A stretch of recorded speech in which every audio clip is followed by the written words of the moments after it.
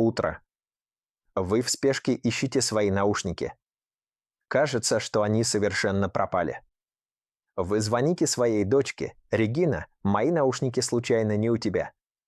Внезапно вспоминаете: «У меня же есть функция Find My».